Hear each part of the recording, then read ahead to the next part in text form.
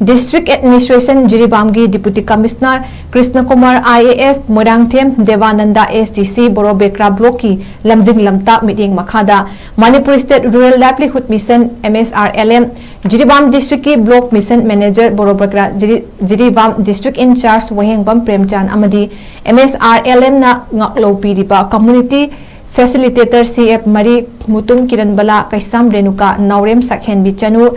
Phaglangbam Any Basin Block Resource Trainer RK Sophia ga kucham naduna 𝗟𝗏𝗡𝗄 Block tagi lanjanaratuna Jiribam Higher Secondary Babupura da Saidamtuna Ladiba Internally Displaced Person Relief Camp Inmate Singa kucham naduna Amukhana ngasidagi nungtigi numit khudingi tangai fadana sizinadaba yadraba kolik fengnaba dishwash semba saba haukhre Jiribam Higher Secondary School Babupura Jiribam da Ladiba Relief Camp Sigi Committee gi President Hante Memcha amadi MSRLM ki Community Facilitator FC Kaisam Renuka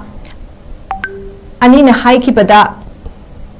ngasidagi amukhana Relief Camp sida dishwash saba hawriba sida leibak miyamna maru oina Jiribam da amadi Jiribam ga khulona na leiminariba praja miyam da dishwash leibiduna mateng pangbina ba haizari haina fogdoki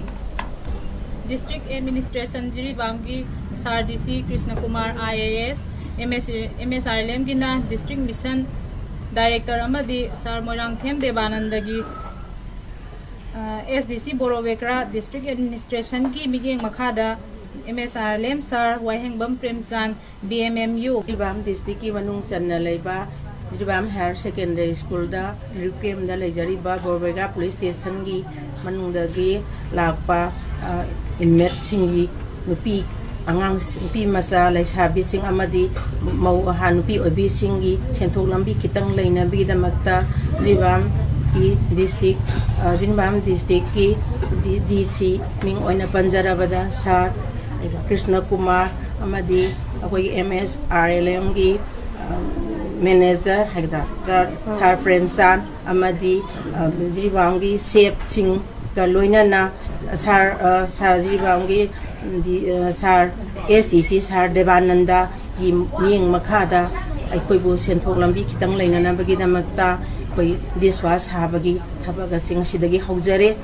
Jiribam da leibiriba self group sing adagi miyam praja punamangna aikoibu nunsibiduna aikoina puthokjariba dishwash ki polam sing asibu leibiu amadi miyam nunsibyu haina miyam mafamda nulungna nungsinjer